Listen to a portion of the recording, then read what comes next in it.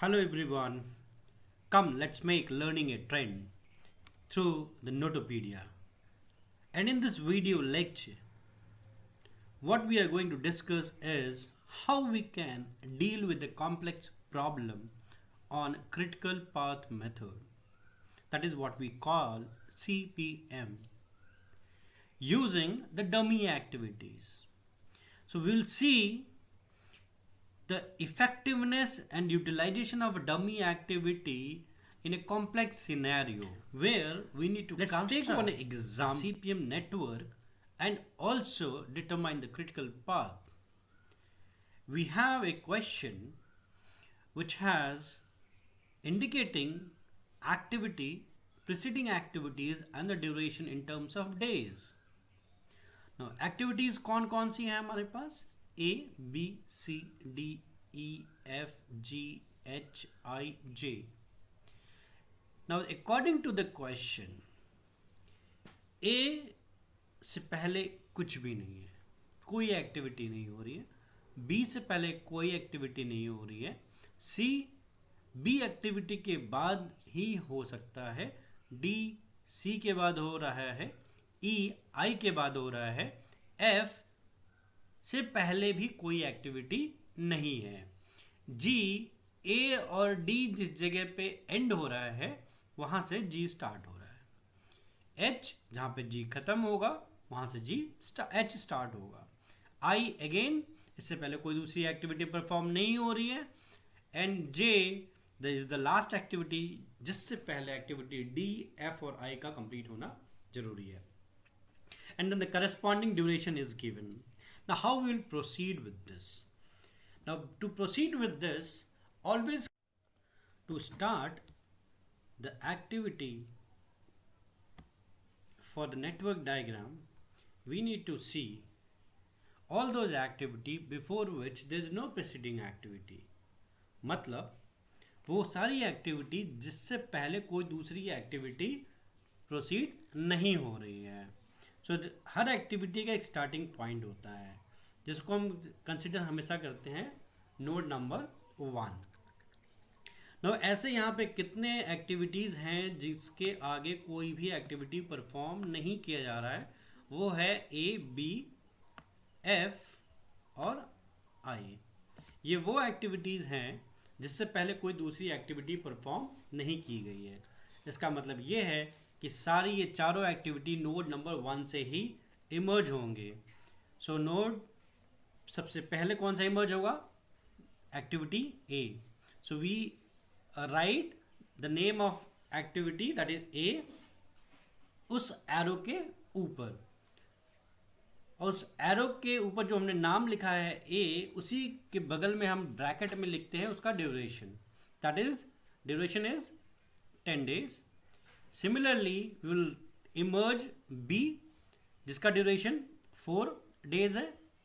Then we have activity F जिसका duration 5 days है. Then we have activity I जिसका duration 4 days है. Now instead of naming the other nodes, बाकी जो arrow जहाँ पे आप देख रहे हो उसके आगे हमने नोड अभी नहीं बनाया. क्यों नहीं बनाया? उसके पीछे पर्पस है. हम पहले ये देखना आइडेंटिफाई करना चाहते हैं कि A क्या आगे जाके किसी और के साथ मील के साथ एंड होगा. जी बिल्कुल, क्योंकि आप देखें अगर एक्टिविटी G तो यहाँ पे A जो है वो D के साथ एंड होगा. वो अकेले एंड नहीं हो रहा है, वो D के साथ मिलकर एंड होगा. क्यों? क्योंकि उसे एक एक्टिविटी को इनिशिएट करना है जिसका नाम है एक्टिविटी G, जो कि तभी स्टार्ट होगा जब A और D किसी एक कॉमन पॉइंट पे इंटरेक्ट करेंगे. इसलिए हम अभी नोड नहीं बना रहे हैं. So we will proceed with the activity B. B किसी और एक्टिविटी के साथ मिलकर एंड नहीं हो रहा है, right. So B is the only source जिसके एंड पॉइंट पे C स्टार्ट होगा. सो हम नेम करेंगे B एक्टिविटी का जो एंड पॉइंट है उसको एज 2, बिकॉज वहां से एक्टिविटी C स्टार्ट होगा जिसका ड्यूरेशन 8 days है. एंड देन उसका end point is node number 3. Now C will lead to the starting of activity D, जिसका ड्यूरेशन 6 डेज है. So that will give us a end node number 4. Now D के बाद हम ये check करेंगे, नेक्स्ट एक्टिविटी है E. Now E is your starting point from where I ends, right. So इसलिए अब हम बाकी जो रिमेनिंग नोड्स है ए, एफ और आई, इसकी हम नंबरिंग कर सकते हैं. So will number them.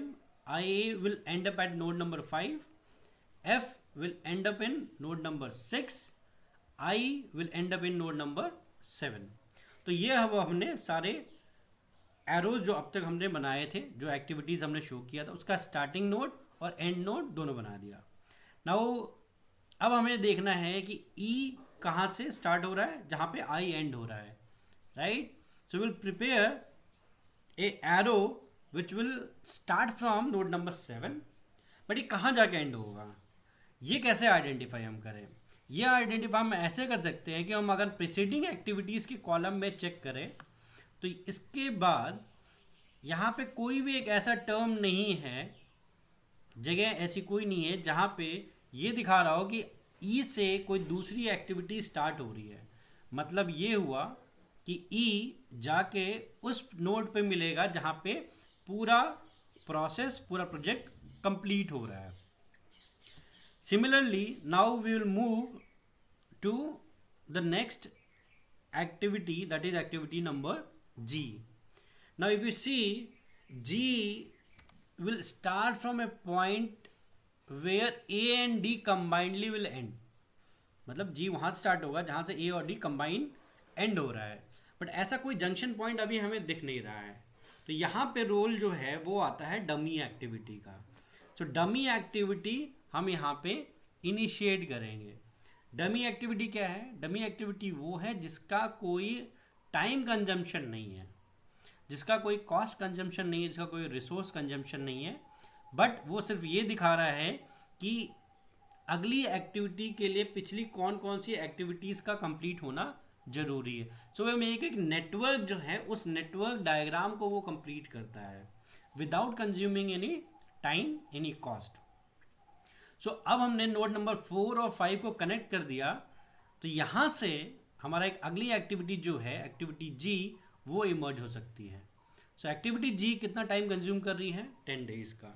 Now if you see, node number 4 और 5 को हमने कनेक्ट किया. 5 का रिप्रेजेंटेशन क्या हो गया कि वो तभी स्टार्ट किया, उसके आगे जो भी एक्टिविटी वो तभी स्टार्ट हो रही है जब एक्टिविटी ए और डी दोनों कंप्लीट हो चुका है.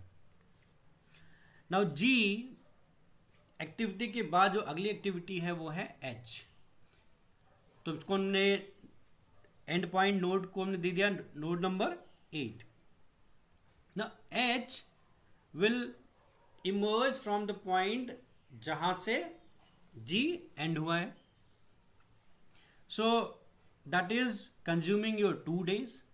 अगर आप फर्दर अगेन इस पॉइंट के नीचे अगर आप आगे देखें तो एच भी किसी भी दूसरी एक्टिविटी का कोई प्रेसीडिंग एक्टिविटी नहीं है. मतलब एच के से कोई नया एक्टिविटी जनरेट नहीं होने वाला है. इसका मतलब यही हुआ कि जो एच का जो एंड पॉइंट है वो भी कहाँ जाके मिलेगा, जहाँ पे सारी एक्टिविटीज़, सारा प्रोजेक्ट कंप्लीट हो रहा है, राइट. सो एच भी हम उसी डायरेक्शन में उसका एरो लेके जाएंगे. But before this we will complete our network for the other factors also. Next, what is left out is J. J क्या कह रहा है कि J से पहले 3 एक्टिविटीज़ का एक जंक्शन पॉइंट, जिस पर 3 एक्टिविटीज़ कंप्लीट होनी चाहिए. कौन कौन सी? D, F, I.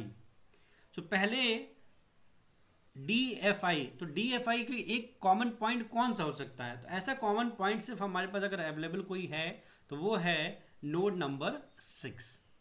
Node number 6 से कैसे हम करेंगे? इसके लिए हमें एक और डमी एक्टिविटी रो बनाना पड़ेगा जो कि नोड नंबर 4 को कनेक्ट करेगा किससे? नोड नंबर 6 से. अब इसका मतलब क्या हो गया कि नोड नंबर 6 पे के आगे जो भी एक्टिविटी परफॉर्म होगी उसके लिए अगेंस्ट एक्टिविटी एफ और डी दोनों ही कंप्लीट मानी जाएगी. बट यहाँ तो सिर्फ डी और एफ दो ही हुआ। तीसरा भी एक और पॉसिबिलिटी है, दैट इज आई। सो आई कैसे कंप्लीट माना जाएगा? जब हम एक और डमी बनाएंगे, किसको कनेक्ट करने के लिए? नोड नंबर 7 और नोड नंबर 6 को कनेक्ट करने के लिए। अब अगर आप देखें नोड नंबर 6, सो वो रिप्रेजेंट कर रहा है कि उस नोड पे एक्टिविटी डी भी आके डाइवर्ट होके कंप्लीट हो रही है, एक्टिविटी आई भी आके डाइवर्ट होके कंप्लीट हो रही है, और एक्टिविटी एफ तो डायरेक्टली वैसे ही उस नोड पे कंप्लीट हो रहा है। So now we can initiate the activity J from the node number 6। अब हम जे एक्टिविटी को नोड नंबर 6 से निकाल सकते हैं। Now which again will represent the duration and the activity which should always be mentioned. अब अगर आप देखें तो नोड नंबर एच, जे और ई, ये तीनों ऐसी एक्टिविटीज़ हैं जिसके आगे कोई भी एक्टिविटी परफॉर्म नहीं हो रही है। ये तीनों एक्टिविटी ऐसी एक्टिविटीज़ हैं जहाँ जिनके एंड पॉइंट से कोई नया एक्टिविटी इमर्ज नहीं हो रहा। इसका सीधा सा मतलब ये है कि तीनों ही जो एक्टिविटीज़ हैं वो एक ऐसे जंक्शन पॉइंट पे जाके ख़त्म होगी जहाँ पे मेरा पूरा प्रोजेक्ट कंप्लीट हो रहा है, that is node number 9. Now this is what we have prepared the network diagram for the data what we have. So इस तरह से कुछ हमारा नेटवर्क डायग्राम बनेगा, और इस नेटवर्क डायग्राम में कैसे हम डमी एक्टिविटी को हमने यूटिलाइज किया है बनाने के लिए. Now what we need to do is to find out the project duration, कि हमारा क्रिटिकल पाथ क्या है. सो क्रिटिकल पाथ आइडेंटिफाई करने के लिए सबसे पहले हमें निकालना होता है अर्ली स्टार्ट, अर्ली फिनिश. उसके बाद फिर हमें निकालना होता है latest start and latest finish. Now early start, early finish को हम कहते हैं forward pass. So we will start first finding out the early start. If you see ES indicates your early start. Now, early start is your forward pass. ये forward pass है, मतलब origin से end point जाने का रास्ता. Now, origin पे तो हमेशा इससे पहले कोई भी activity perform नहीं हुई है. तो origin पे that means node number 1 पे जो time duration है वो होगा 0 days. Now, we'll go one by one. सो अगर मैं एक्टिविटी 1 के बाद हम चेक करेंगे एक्टिविटी नंबर 2 पे. So how much time it has been consume? 4 days. So active node number 2 के बाद जो मेरा अर्लीस्ट फिनिश टाइम है वो कितना होगा? 0 + 4 that is 4. Now from node number 2 to moving to node number 3, तो ड्यूरेशन कितना कंज्यूम हुआ है? 8 days. तो 4 days पे वो स्टार्ट हुआ था एक्टिविटी सी, और कितने डेज पे कंप्लीट हुआ? After 8 days. So total duration कितना हो गया? 12. Now will move to node number 4. Number 4 से पहले कौन सी एक्टिविटी है? डी, जो कि स्टार्ट हुआ है 12 डेज पे और 6 डे कंज्यूम किया है, तो कितने डेज पे कंप्लीट होगा? 18 डेज पे. Now will see for the node number 5. Node number 5, 6 and 7. So before we move to node number 5, let's see how it behaves for the node number 7. क्यों? क्योंकि जो node number 5 है वो junction point है. node number 7 पे आने का एक ही रास्ता है. So कितना टाइम कंज्यूम हुआ है? From 0 to 4 days. So total duration of finish activity I is 4 days. Now अब हमारे पास दो नगले पॉइंट जो है वो है 5 और 6. दोनों ही जंक्शन पॉइंट है, दोनों के ही दो रास्ते हैं वहाँ अचीव करने के. पहला रास्ता नोड 5 पे पहुँचने का है, वो है एक्टिविटी ए के थ्रू. दूसरा रास्ता है वो है एक्टिविटी डी का जो डमी एक्टिविटीज़ है उसके थ्रू. So if I will go, this is your dummy activity. If I am going through route A, तो कितना ड्यूरेशन मुझे चाहिए नोड 5 पे? मैं के बाद की जो एक्टिविटी वो मैं कब स्टार्ट कर सकता हूँ? कम से कम 10 दिन के बाद. बट अगर मैं रूट डी के थ्रू अगर चेक करूँ तो कितना ड्यूरेशन लगेगा?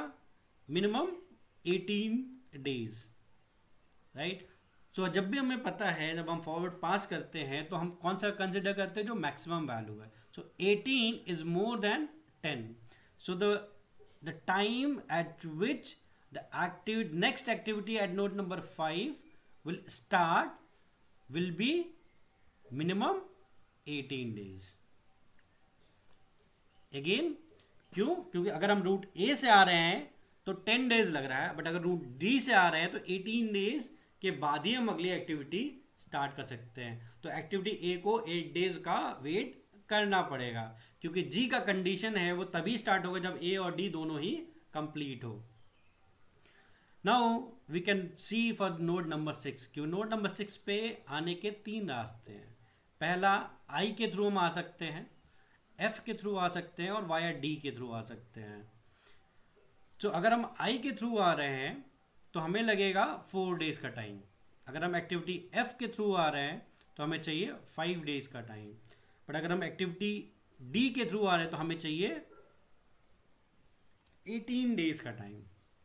ना 4, 5 और 18 में obviously 18 is higher.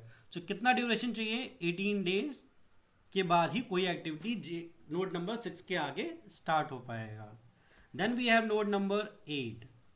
Now 8 is node number 5. G activity start हो रही है 18 पे, 10 डेज का टाइम लिया तो टोटल हो गया, कब कंप्लीट होगा? 28 days.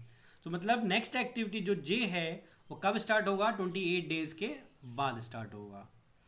Now we have last node, that is node number 9. Node number 9 अगर आप देखें तो इसके यहाँ पे आने के 3 रास्ते हैं जो कि एंड हो रहे हैं यहाँ पे. पहला एच, जे और ई. एच, जे और ई, अगर मैं एच के रूट से जा रहा हूँ तो 28 प्लस 2 30 डेज का मुझे टाइम लगेगा. तो अगर मैं रूट जे के थ्रू जा रहा हूँ तो मुझे 18 प्लस 10 टोटल लगेगा 28 डेज. अगर मैं रूट ई के थ्रू जा रहा हूँ तो मुझे लगेगा 4 plus 8 12 days. So which is higher? 30 days is higher. So 30 will be the earliest finish time for the project. So that is the duration which is required for the completion of the project. Now we need to identify which is my critical path, which is my non-critical path. So to identify this, we need to go a backward pass.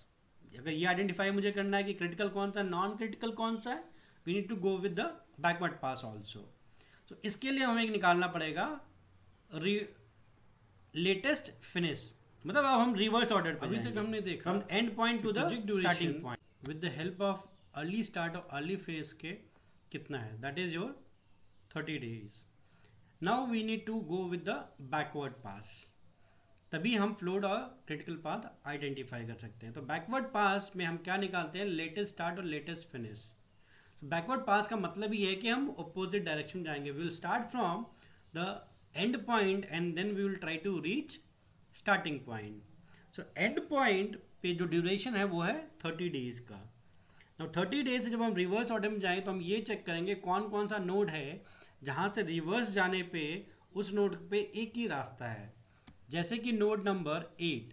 Node number 8 पे जाने का एक ही reverse process available है. तो 30 is the duration, latest finish. 2 hour का duration था activity का H का. तो नोड 8 पे ड्यूरेशन हो गया 28 डेज. ना उसके बाद है नोड नंबर 5. अगर मैं उसी कॉन्टिन्यूटी में जाऊं तो ये नोड नंबर 5 में रिवर्स ऑर्डर आने का एक ही रास्ता है. तो 28 डेज वहाँ पे लेटेस्ट फिनिश है. 10 डेज का ड्यूरेशन है. 28 minus 10 it is 18 days. Node number, अगर मैं उससे आगे जाऊँ नोड नंबर 1 पे, तो नोड नंबर 1 पे रिवर्स ऑर्डर में आने के बहुत सारे रास्ते हैं, 4 रास्ते हैं. सो उससे पहले मैं कंसिडर करूँगा नोड नंबर 4. सो नोड नंबर 4 अगर मैं चेक करूँ तो नोड नंबर 4 पे भी रिवर्स ऑर्डर में आने के 2 रास्ते हैं. सो अभी के लिए इसको भी मैं होल्ड करूँगा. Then if I will check the node number 6. So node number 6 में रिवर्स ऑर्डर में आए तो हमारे पास सिर्फ और सिर्फ एक ही रास्ता है, that is activity J. That is activity J. So 30 मेरा यहाँ पे 30 लेटेस्ट फिनिश है, 10 ड्यूरेशन है, माइनस करेंगे तो यहाँ पे हमारे पास लेटेस्ट फिनिश हो जाएगा 20 डेज का। इसके बाद हमारे पास जो अगला वैल्यू है वो है नोड नंबर 7। नोड नंबर 7 पे भी रिवर्स आने के दो रास्ते हैं, एक ई से और एक नोड नंबर 6 के थ्रू डमी एक्टिविटी से। सो अगर मैं नोड नंबर ई के थ्रू वापस रिटर्न आ रहा हूँ तो 30 minus 8 it will become 22। But अगर मैं नोड नंबर 6 के थ्रू आ रहा हूँ तो कितना है 20। डमी एक्टिविटी का ड्यूरेशन कितना होता है 0 days, it is always 0 dummy. So 20 minus 0 20। So via 6 root 6 it is giving me how much 20 days, and via e it is giving me 22 days. Now as we know backward pass में हमेशा हम minimum वाला consider करते हैं, तो 20 is the minimum. So that is why we can say the latest finish at node number 7 is 20 days. अगला है हमारे पास नोड नंबर 4। नोड नंबर 4 पे दो रास्ते हैं रिवर्स ऑर्डर में वापस आने के। पहला नोड नंबर 5 के थ्रू, दूसरा नोड नंबर 6 के थ्रू। दोनों ही रास्ते से अगर मैं नोड नंबर 4 पे अगर मैं पहुंचूं तो ये डमी एक्टिविटी के थ्रू जा रहे हैं। तो नोड नंबर 5 से जब हम वापस आएंगे तो 18 वहाँ पे हमारा ड्यूरेशन है, 18 is the duration. So 18 minus 0 it will become 18। अगर नोड नंबर 6 से आऊँ तो यहाँ ड्यूरेशन है 20। 20 माइनस 0 डमी की एक्टिविटी का टाइम है 0। 20 माइनस 0 20। सो 18 और 20 में 18 is the lower one. So node number 4 पे ड्यूरेशन जो है वो हो जाएगा 18 डेज का। Now we need to go to the node number 3। Node number 3 पे आने के सिर्फ एक ही रास्ता है, that is through activity D. So D का ड्यूरेशन है 6 days. So 18 minus 6 that will give you 12 days. Now we go to the node number 2. Node number 2 पे जाने का एक ही रास्ता है through activity C reverse order में। So 12 was the duration at node number 3 and the duration of the activity is 8 days. So 12 minus 8 that is 4 days. अब हमारे पास लास्ट नोड बचा है that is node number 1। Node number 1 के हमारे पास 4 root हैं। पहला root है A के थ्रू, पहला रूट है A के through. So duration is 18. 18 minus 10 that is will give you 8. दूसरा है B के through, that is duration is 4 and here duration is also 4 at node number 2. 4 minus 4 that will give you 0. तीसरा रास्ता है F के through. F के through अगर हम आए तो मेरा यहाँ पे ड्यूरेशन है 20 नोड नंबर 6 पे, और node number activity number 5 F का ड्यूरेशन है 5। 20 minus 5 that is 15। And last route जो रिवर्स ऑर्डर में नोड नंबर 1 पे आने का है वो है एक्टिविटी I के थ्रू। यहाँ ड्यूरेशन है मेरा 20 डेज का। तो 20 माइनस 4 दैट इज 16। तो 16 15 0 एंड 8 में लोएस्ट कौन सा है? 0 is the lowest one. So the latest start over here will be 0. So this is how we are going to identify which route is having how much early start, how much latest start, how much latest finish, and how much early finish. Now when we have obtained all these value, our objective is to find out what is my critical path is. So critical path कैसे identify करेंगे? Critical path identify करने के लिए हमें ये compare करना है कि इसमें से कौन कौन सी नोड पे लेटेस्ट फिनिश और अर्ली स्टार्ट का जो डिफरेंस है वो क्या होगा? 0 होगा। तो ऐसी कौन कौन सी एक्टिविटीज़ हैं? ऐसी एक्टिविटीज़ हैं, अगर मैं सबसे पहले स्टार्ट करूँ नोड नंबर 1 से। तो नोड नंबर 1 पे तो मेरा जो डिफरेंस है, आप लेटेस्ट स्टार्ट कितना है? 0। अर्ली स्टार्ट कितना है? वो भी 0 है। तो दोनों का जो डिफरेंस है उसको ही हम कहते हैं क्या? फ्लोट। इस डिफरेंस को अगर हम फ्लोट करें, यहाँ पे फ्लोट मेरा कितना हो गया? 0, कोई भी डिफरेंस नहीं है, right. Let come to the node number 2. Node number 2 पे लेटेस्ट स्टार्ट कितना है 4, लेट अर्ली स्टार्ट कितना है 4, दोनों में कोई डिफरेंस है नहीं है. तो क्या हो गया ये, दिस इज ऑल्सो 0. तो अभी हम बेसिकली ये आइडेंटिफाई कर रहे हो कौन कौन सा नोड पॉइंट है जहां पे लेटेस्ट स्टार्ट और अर्ली स्टार्ट में कोई भी डिफरेंस नहीं है. नोड नंबर 3 अगर मैं कंसिडर करूं तो यहाँ भी 12 एंड 12 दोनों में कोई डिफरेंस नहीं है. Go to node number 4, 18 and 18 कोई डिफरेंस नहीं है. सिमिलरली नोड नंबर 5 यहाँ भी दोनों में कोई डिफरेंस नहीं है. नोड नंबर 8 यहाँ भी कोई डिफरेंस नहीं है, 28 एंड 28. Node number 9, 30 and 30. तो ये सारे नोड्स हैं जहाँ पे कोई भी डिफरेंसेस नहीं है. इसके अलावा दो नोड्स हैं हमारे पास 6 और 7. अगर 6 में अगर आप चेक करें तो मेरा जो लेटेस्ट स्टार्ट है वो 20 है और अर्ली स्टार्ट जो है वो 18 है. तो दोनों में डिफरेंस है 2 डेज का. नोड नंबर 7 पे क्या है, लेटेस्ट स्टार्ट 18 डेज और लेटेस्ट अर्ली स्टार्ट 4 डेज. तो डिफरेंस जो है वो 14 डेज का है. मतलब यहाँ पे जो फ्लोट की वैल्यू है वो 0 नहीं है. सो क्रिटिकल पाथ कौन सा होता है, क्रिटिकल पाथ वो होता है जहाँ पे फ्लोट की वैल्यू 0 हो. मतलब जहाँ पे लेटेस्ट स्टार्ट और अर्ली स्टार्ट सेम हो, या फिर ये समझिए कि दोनों के बीच का जो डिफरेंस है वो 0 हो.